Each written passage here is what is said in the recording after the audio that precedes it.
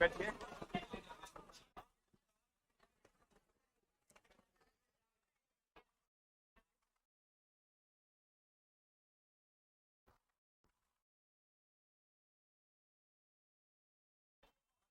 Hello hello hello. कहां तक हुआ था? कुछ महत्वपूर्ण तथ्य पढ़ाने थे ना।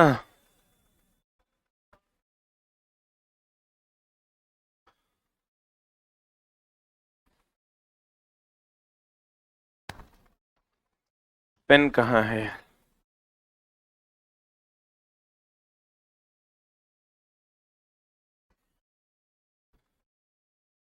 पता नहीं, आज चला पहली बार ऐसा हुआ कि आंखें नहीं खुला। आंख खुला, 7:30 बजे नींद खुल गई थी। सोचे उठ जाएंगे। पता नहीं साला कैसे आंख लग गया। और उठते हैं, देखते हैं 8:10 हो रहा है। फिर भागे भागे भागे भागे आए। आ जाओ इधर। सूर्य से पृथ्वी को प्राप्त ऊर्जा की दर कितनी होती है? 4 ×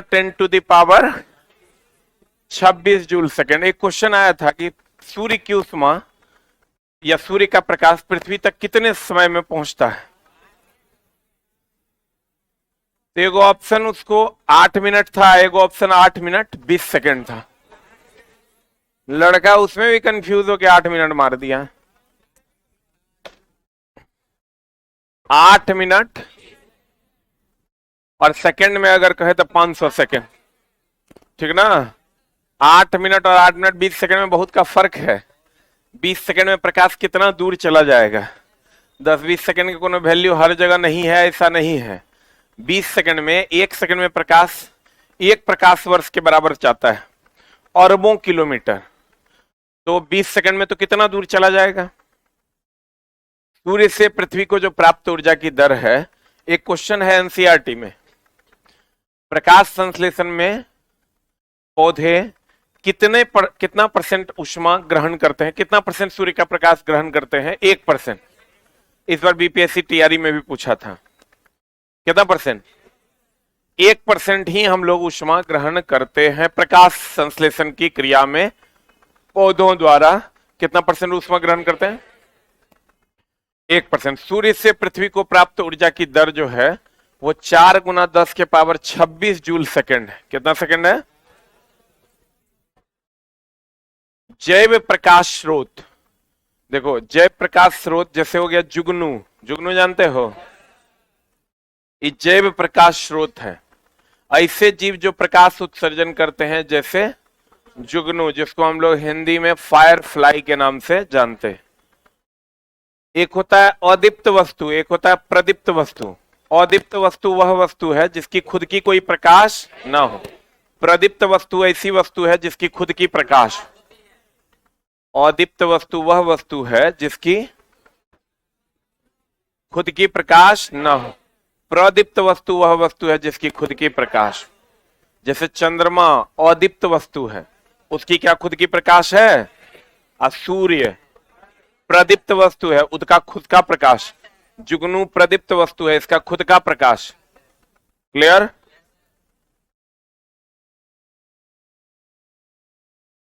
चंद्रमा एक अप्रदीप्त पिंड है क्योंकि इसका स्वयं का प्रकाश नहीं है, यह सूर्य के प्रकाश से प्रकाशित होता है। और सूर्य क्या है? प्रदीप्त है। प्रदीप्त जिसका खुद का प्रकाश, खुद का प्रकाश हो। एग्जाम्पल सूर्य, जुगनू इत्यादि। सूर्य और जुगनू इत्यादि। जल्दी सी लाइन ऐड कर दो। प, प, प, प, प, प, प, प, प, प।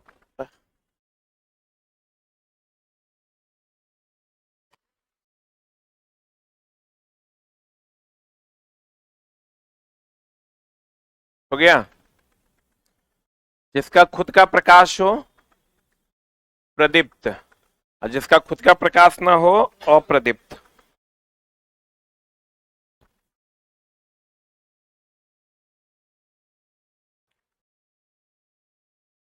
बल्ब प्रदीप्त है, बल्ब का तो खुद का ना प्रकाश है, उस सूरज से प्रकाश थोड़े लेता है। हो गया। अब कहता है कॉम्पटन प्रभाव। कॉम्पटन का मतलब होता है कण। कॉम्पटन मतलब, तो कॉम्पटन प्रभाव की व्याख्या किस प्रकृति के आधार पर? कण प्रकृति के आधार पर होती है। सूर्य से पृथ्वी तक प्रकाश पहुंचने में लगभग कितना सेकंड लगता है? 500 सेकंड लगता है। 8 मिनट 20 सेकंड। अब ऑप्टिकल फाइबर हम आपको पढ़ाए थे, याद कीजिए। ऑप्टिकल फाइबर क्या था? प्रकाश को एक जगह से दूसरे जगह भेजता है ना, 100% की लॉस होता है प्रकाश का। अरे दानव, हम बोले थे प्रकाश को एक जगह से दूसरे जगह 100% ट्रांसफर करने के लिए हम लोग ऑप्टिकल फाइबर का यूज करते हैं। ऑप्टिकल फाइबर की खोज नरेंद्र कपानी ने की। किसने की? इसकी त्रिज्या 10⁻⁴ सेंटीमीटर के रेंज में होती है। बोलो ने, यह किस घटना पर आधारित है? पूर्ण आंतरिक परावर्तन की घटना पर आधारित है और 100% प्रकाश को एक जगह से दूसरे जगह भेज देता है। सही है। अभी हर जगह इसीलिए इसी को बिछाया जा रहा है। होता क्या है, कभी कभी हम लोग बात करते रहते हैं, सिग्नल उड़ जाता है। कभी कभी देखते हैं टीवी देखते रहते हैं, सिग्नल उड़ जाता है। ऐसा होता है। कभी कभी नीचे वाले फ्लोर में बात कर रहे हैं तो नेटवर्क नहीं है, ऊपर वाले में नेटवर्क है। तो ऐसा कुछ जो चल रहा है, ये सब खत्म हो जाएगा जब ऑप्टिकल फाइबर चालू हो जाएगा तो। ठीक है। जितना तेजी से अभी आप इंटरनेट यूज कर रहे हैं, हजारों गुना ज्यादा तेजी से इंटरनेट आपको मिलने लगेगा। कहते हैं प्रकाश सीधी रेखा में गति करती है, परंतु पूर्ण आंतरिक परावर्तन की तकनीक के द्वारा उसे किसी भी दिशा में मोड़ा जा सकता है। ऐसी ही एक युक्ति है ऑप्टिकल फाइबर। देख, अगर मान लो यहां से चला ऑप्टिकल फाइबर बिछा रहा है, तो जरूरी नहीं है उसको सीधे ले जाना है, किधरों मोड़ के हम लेके जा सकते हैं। अब बताइए, अभी हम चाहे कि यहां से टॉर्च जला रहे हैं, प्रकाश ऐसे जाए या फिर ऐसे चल जाए, होगा? ये होगा। लेकिन ऑप्टिकल फाइबर में संभव है, कितनों घुमावदार में आप रखिएगा तो प्रकाश 100% यहां से अपने लक्ष्य तक, अमेरिका तक भी ले जाना है तो 100% प्रकाश यहां से अमेरिका तक पहुंचेगा। किसी भी प्रकार का कोई लॉस नहीं होगा। आई सोचो, इसकी खोज नरेंद्र कपानी जो हमारे भारतीय वैज्ञानिक थे उन्होंने किया, और पूरे विश्व में अभी इसका यूज किया जा रहा है। इसमें प्रकाश को उसकी तीव्रता या ऊर्जा में बिना किसी हास या क्षय के एक स्थान से दूसरे स्थान तक प्रेषित किया जा सकता है। यह ऑप्टिकल फाइबर है। ऑप्टिकल फाइबर का आविष्कार नरेंद्र कपानी ने किया। प्रकाशीय तंतु में तंतुओं का जो व्यास होता है, इसका जो रेंज होता है, वो 10⁻⁻⁴ सेंटीमीटर। प्रकाशीय तंतु के चारों तरफ लगे पदार्थ का अपवर्तनांक लगभग कितना होता है? एक से इसके चारों तरफ जो ये कवर लगा हुआ है, इसका जो अपवर्तनांक है 1 से 1.5 तक होता है। प्रकाशीय तंतु द्वारा प्रकाश को प्रेषित करने में किस बात का ध्यान रखना पड़ेगा? अरे, प्रकाश को प्रेषित करने में दो ही बातों का ध्यान रखना होगा अगर पूर्ण आंतरिक परावर्तन है तो। एक तो आपतन कोण क्रांतिक कोण से ज्यादा हो, और दूसरा प्रकाश सघन माध्यम से कहां जा रहा हो? विरल माध्यम में। कहता है प्रकाशीय तंतु द्वारा प्रकाश को प्रेषित करने में किस बात का ध्यान रखना पड़ता है? तंतु में आपतन कोण का मान उसके क्रांतिक कोण से अधिक। बता, सूर्य की किरणों की तीव्रता किससे नापते हैं? किससे नापते हैं? एक्टियोमीटर। और टेलीविजन में हम लोग जो रंग यूज करते हैं वो 3 ही यूज करते हैं, प्राथमिक, लाल, हरा और नीला। उसी से अलग अलग रंग बनाकर आपको दिखाया जाता है। बोलो रे। कहता है टेलीविजन में लाल, हरा और नीले रंगों के प्रयोग से विभिन्न रंग प्राप्त किए जाते हैं।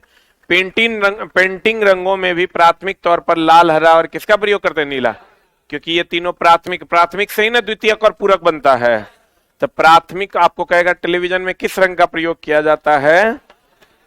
कौन रंग का? प्राथमिक रंग का प्रयोग करते हैं। छोटे छोटे रंगीन, नहीं बताए थे हम आपको, कैलिडोस्कोप, समतल दर्पण का यूज करके हम मेला वगैरह में जाते हैं, ऐसे घुमाते हैं तो अलग अलग रंग दिखाई देता है। उसको हम कहते हैं बहुरूपदर्शी कैलिडोस्कोप, जिस पर रंगीन चित्र दिखाई देता है। तो कहते हैं छोटे रंगीन टुकड़ों से बनने वाले आश्चर्यजनक आकारों को देखने के लिए बहुरूपदर्शी का प्रयोग किया जाता है, जिसको हम लोग कहते हैं कैलिडोस्कोप। इसमें कौन दर्पण होता है? कौन दर्पण होता है? समतल दर्पण। अब धूप का जो छाता होता है, हम लोग जो छाता यूज करते हैं, बारिश में भी वही यूज कर लेते हैं और धूपवा में भी वही कर लेते हैं। जबकि धूप का छाता होना चाहिए ऊपर सफेद अंदर काला। ऊपर सफेद होगा तो जो भी प्रकाश आएगा वो लौटा देगा, अंदर काला होगा तो अंदर का सभी ऊष्मा को क्या कर लेगा? ग्रहण कर लेगा। लेकिन हम लोग क्या करते हैं? करिया छाता ले लेते हैं और धूप में मोबाइल फिरते हैं। क्या कि हम लोग दूसरा छाता लेते नहीं है, इसलिए कंपनी बेचती भी नहीं है धूप का छाता। कहते हैं धूप छाते में ऊपर की सतह श्वेत रंग की होनी चाहिए, तब जो प्रकाश आएगा उसको लौटा देगा। पानी में हवा का बुलबुला, ये तो अभी हम बताएंगे आपको, अभी आगे बताएंगे। सूक्ष्मदर्शी का आविष्कार किसने किया था? जेड जॉनसन ने। किसी तारे का रंग उसके तापमान का सूचक को दर्शाता है। आप देखिए क्या है, अगर आपको कोई तारा आप देख रहे हैं और नीले रंग का दिख रहा है, इसका मतलब उसमें सबसे अधिक ऊष्मा है। तारा जो आपको दिख रहा है ऊपर में, आप उसको जाके नापिएगा नहीं है ना। अगर वो आपको नीले रंग का दिख रहा है, इसका मतलब वो सबसे अधिक ऊष्मा उसमें है। अगर सफेद रंग का दिख रहा है तो सबसे कम है। तो इसका मतलब उसका जो रंग है वो उसके तापमान का सूचक है। उसके रंग से ही ना तापमान का पता लगाते हैं। कहते हैं किसी तारे का रंग उसके ताप को दर्शाता है। नीला प्रकाश तारे का सबसे अधिक ताप प्रदर्शित करता है और इसमें उच्चतम ऊर्जा होती है। देखो अगर प्रकाश में कम है, अगर कम ऊष्मा है, कम हीटेड है तो लाल दिखाई देगा। उससे ज्यादा हो गया तो सफेद दिखाई देगा, उससे ज्यादा हो गया तो नीला दिखाई देगा। लिख लो।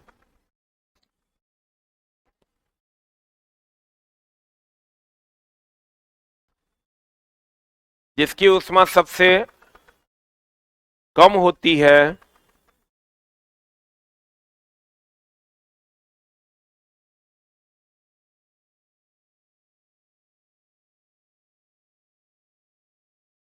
जिसकी ऊष्मा कम होती है वह लाल दिखाई देता है। वह तारा लाल दिखाई देता है। वह तारा लाल दिखाई देता है।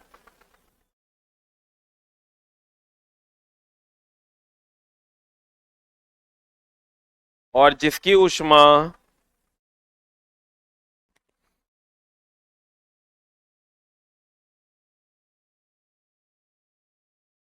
और जिसकी ऊष्मा उससे अधिक होती है, जिसकी ऊष्मा उससे अधिक होती है वह सफेद दिखाई देता है। जिसकी ऊष्मा उससे अधिक होती है वह सफेद दिखाई देता है।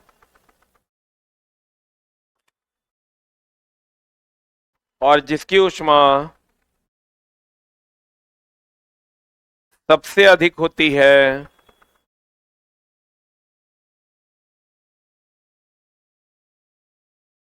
जिसकी ऊष्मा सबसे अधिक होती है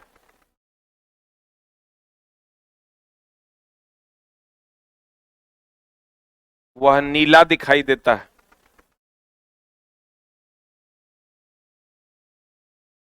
वह नीला दिखाई देता है। Next point.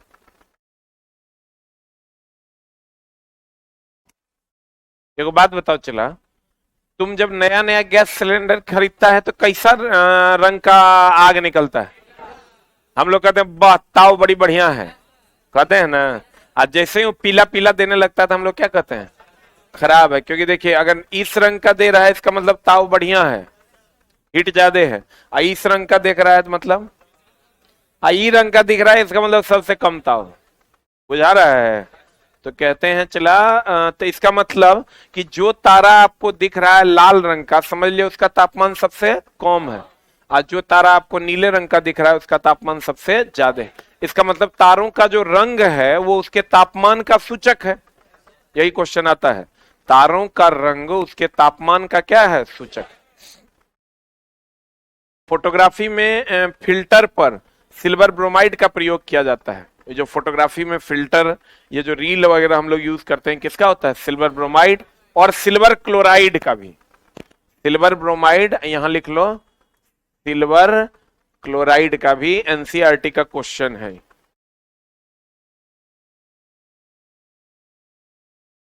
फोटोग्राफी में प्रयुक्त हाइपो के रूप में सोडियम थायोसल्फेट नामक रसायन का भी प्रयोग किया जाता है। Sodium thiosulphate, silver chloride, silver bromide, इसका प्रयोग किया जाता है। अब देखो चला, अगर कोई लेंस है जो किसी माध्यम में रखा हुआ है, मान लो ये लेंस है जिसका अपवर्तनांक म्यू एल है, ये माध्यम है जिसका अपवर्तनांक क्या है, म्यू एम। लेंस जिसका अपवर्तनांक क्या है, म्यू एल, माध्यम जिसका अपवर्तनांक क्या है, म्यू एम।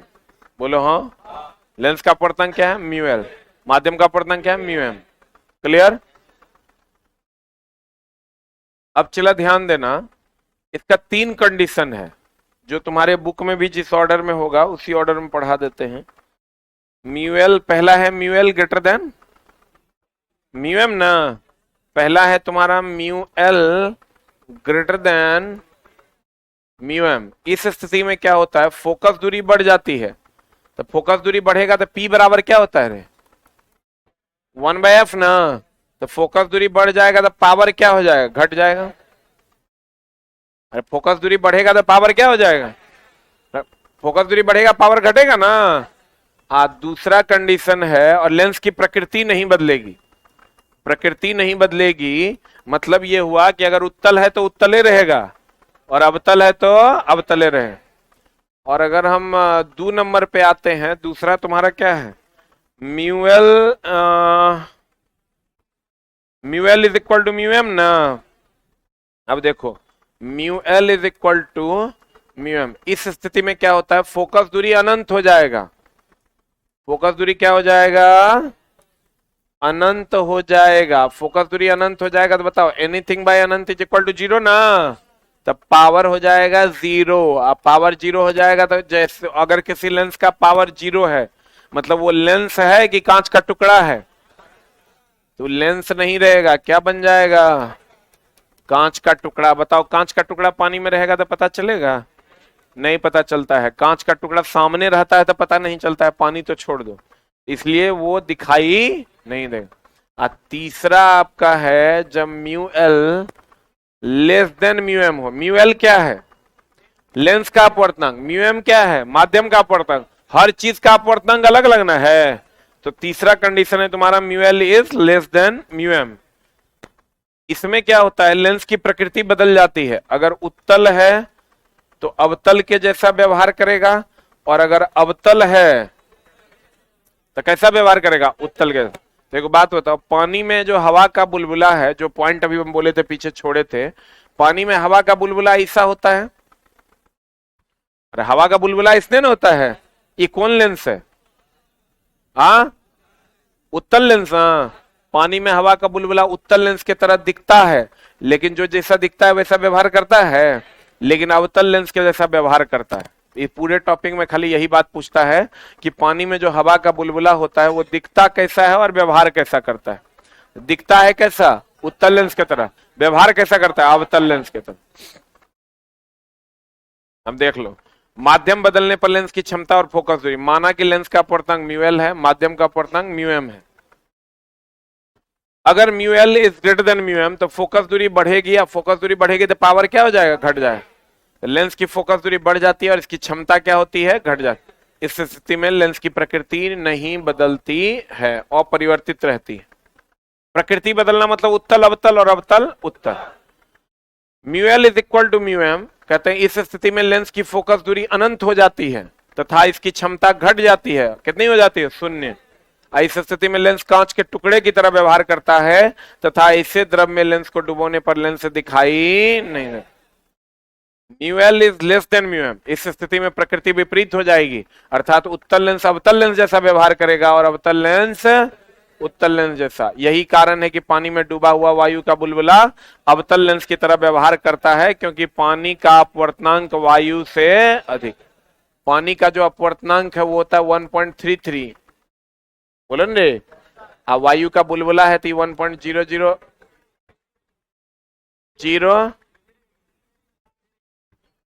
1.003, 3 गो जीरो, एगो 3। तुम्हारे किताब में शायद 2 गो जीरो होगा, एगो जीरो बढ़ा लो, एगो जीरो बढ़ा लो। अपवर्तनांक जहां पढ़ाए वहां 2 गो जीरो है। ना वहां नहीं, हवा में, हवा में एगो जीरो बढ़ा लो। हवा में 1.003 है ना। हाँ तो 1.00003 कर लो। 3 गो जीरो, एगो 3। अरे ये एगो जीरो का मिसिंग है, कर लिया। वैसे इसका ये पॉइंट के बाद इतना कम का वैल्यू नहीं है। अब देखो चला, तुमको इस सब में से कुछ नहीं पूछेगा, तुमको खाली पूछेगा बताओ पानी में हवा का बुलबुला दिखता कैसा है? उत्तल लेंस के जैसा। आप व्यवहार कैसा करता है? अवतल लेंस। दिखता कैसा है? उत्तल। अब व्यवहार कैसा करता है? अवतल। क्लियर? बोलो ने। अगर लेंस का अपवर्तनांक ज्यादा है तो फोकस दूरी क्या होगा? बढ़ेगा। पावर क्या होगा? घटेगा।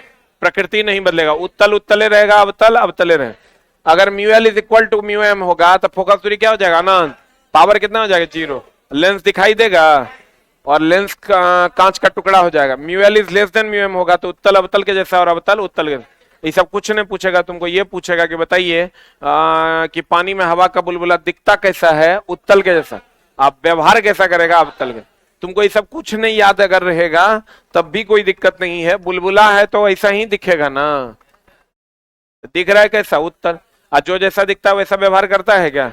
तो जो उत्तल लेंस के जैसा दिखता है लेकिन व्यवहार कैसा करता है? अवतल लेंस। कैसा? अब बताओ, सूर्य की तीव्रता को किससे नापते हैं? एक्टियोमीटर से। किससे नापते हैं? किससे नापते हैं? सूर्य की तीव्रता को एक्टियोमीटर से नापते हैं।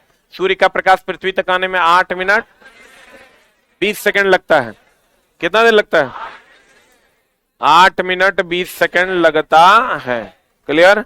सूर्य के प्रकाश को पृथ्वी तक पहुंचने में 8 मिनट कितना लगता है? 20 सेकंड लगता है। क्लियर है? और बताओ, ऑप्टिकल फाइबर की खोज किसने की? नरेंद्र कपानी ने। किसने की? यह पूर्ण आंतरिक परावर्तन पर काम करता है और 100% प्रकाश को एक जगह से दूसरे जगह भेजता है। कितना परसेंट?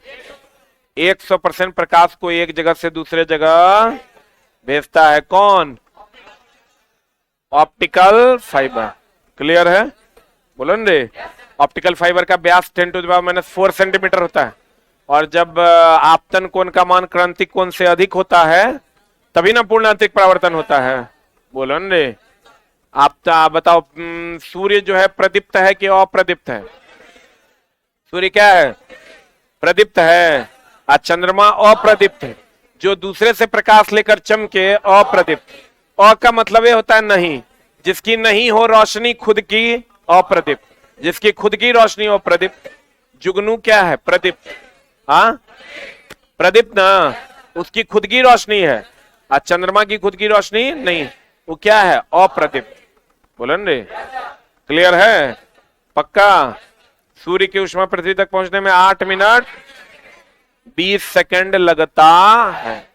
क्लियर? सूर्य प्रदीप्त की अप्रदीप्त? प्रदीप्त ना। पक्का? दैट्स हाँ। क्या क्या? Same same. दिखेगा उत्तल, व्यवहार करेगा अवतल के तरफ। ओ मेरे दिल के चैन।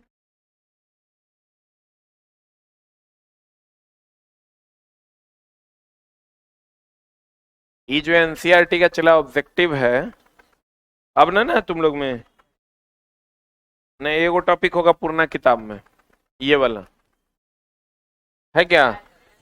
आई नहीं पूछता, इसको काट दो, फालतू का टॉपिक।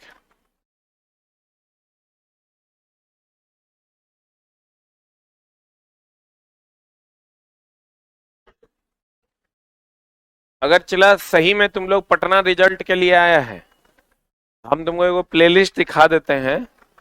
इसको कोशिश करना कि जरूर पढ़ लेने का। अगर सही में आया पटना, ऐसे हंसी मजाक में आया तब तक कोई बात नहीं, पैसा देवे किया है हमको, तुम्हारा बहुत बहुत धन्यवाद कि तुम पटना आया, हमको पैसा दिया।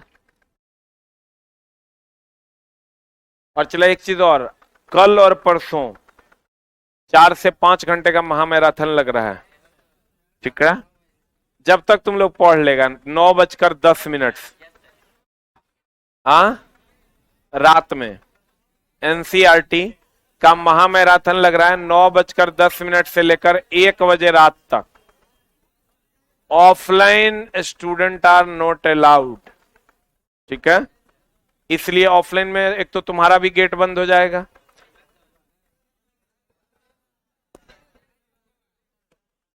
कितने लोगों का गेट बंद नहीं होगा?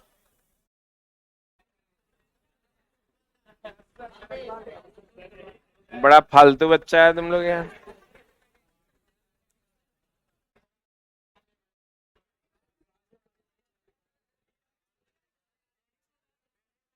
ना ना दिक्कत हो जाएगा इसके लिए, ना ना हम इसके लिए कोशिश ही नहीं कर रहे हैं। 1 मिनट होल्ड ऑन, चुप। 1 बजे रात को साला कहीं कुछ हो जाएगा, फिर कल हो गया दूसरे नौटंकी हो जाएगा, कोचिंग में ताला लग जाएगा। ऐसे लोग चाहता है कि ताला लग जाए। 9 बजे से लेकर 9:10 से लेकर 1 बजे रात तक, इवन उससे ज्यादा भी, ठीक ना। हम लेकर आ रहे हैं महामैराथन 2 गो, एगो शनिवार को एगो रविवार को। हम तैयार हैं, हम पढ़ाने के लिए खड़ा होके, तुम बैठ के पढ़ने के लिए तैयार है कि नहीं, ये तुम अपने आप से अपने से पूछो। और इसका पीडीएफ जो है कल 12 बजे से पहले उपलब्ध हो जाएगा।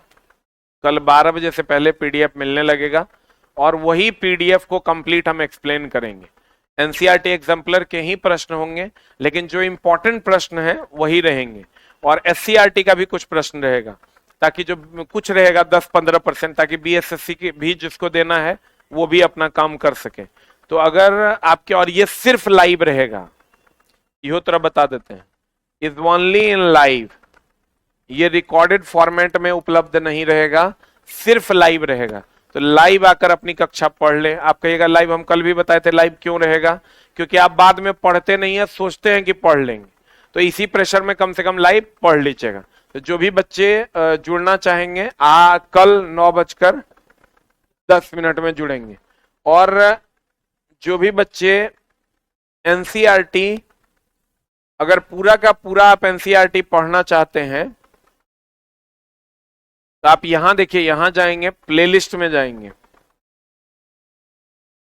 प्लेलिस्ट में जब आप जाइएगा तो आपको एक प्लेलिस्ट मिलेगा, देखो साइंस नॉलेज सीरीज का भी प्लेलिस्ट बन गया है। बिहार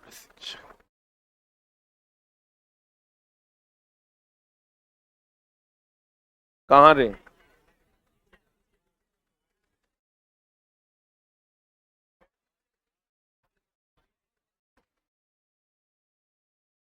चैनल मेरा है पता तुम लोग को है?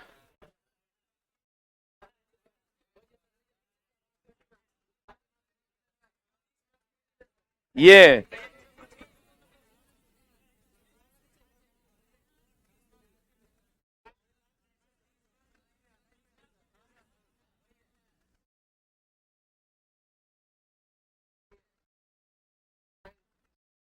6 to 10, 9th भी अवेलेबल, 10th भी अवेलेबल है, दिखा दें, वो भी दिखा दें। एकदम टेंशन लेने का जरूरत नहीं। देखो ये एनसीईआरटी जो है, इसमें चैप्टर का नाम नहीं लिखा हुआ है ना रे? हाँ चलता है तब दिखाता है, तो चला चला के देखेगा बच्चा।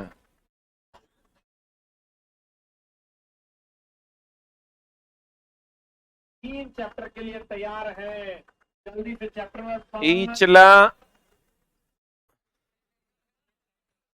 ये जो तुम देख रहे हो चला 28 क्लास है इसमें, ये कंप्लीट एनसीईआरटी है। इस सब का हम पोस्टर चेंज करवा देते हैं, टेंशन नहीं लो। यहाँ तो चैप्टर लिखा हुआ है रे, 24-25, ये देखो ये प्रकाश से है क्या? हाँ रुक जा।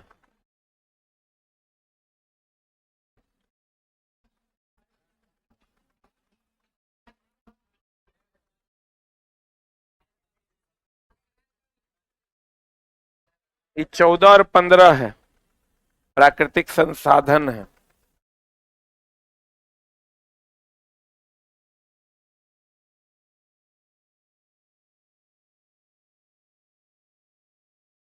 यही क्लास है चला, इसमें 28 वीडियो है। हम इस सब का थंबनेल ठीक करवाते हैं, तब ना बच्चा को नहीं मिलता है, छोटा सब छोड़ देता है। इस सब का जो है ना हम थंबनेल ठीक करवा देते हैं 6 to 10 का, और 10th जो तुमको खोजने में दिक्कत हो रहा है वो भी एक जगह डलवा देते हैं, ठीक ना। हाँ, इसी प्ले लिस्ट में हम ऐड करवा देते हैं। 10th का भी वीडियो डाला हुआ है, 10th हमने ऑलरेडी पढ़ा रखा है, उसका वीडियो हम इसमें डाल देते हैं, और चैप्टर भी ऊपर में क्लियर करते हैं कौन कौन चैप्टर का है ये, ठीक ना। तब थोड़ा सा खोजने में आसानी हो जाएगा।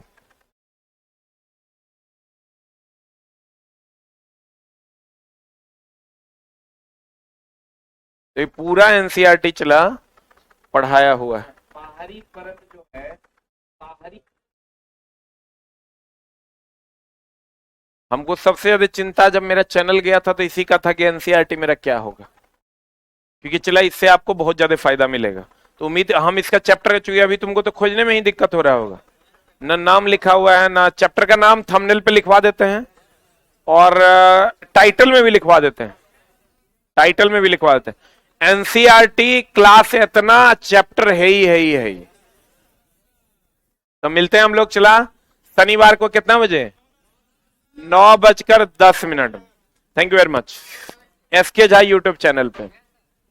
और पीपीटी पीडीएफ कब मिलेगा? आज जो नए बच्चे हैं ऊपर जाएंगे अभी क्लास के लिए, इस फ्लोर के ऊपर जाएंगे जो नए बच्चे हैं, और अगले क्लास से आपका नया चैप्टर स्टार्ट होगा जिसका पिछले किसी चैप्टर से कोई लेना देना नहीं है। और 1-2 चैप्टर के बाद हम लोग नया पेपर स्टार्ट करेंगे केमिस्ट्री।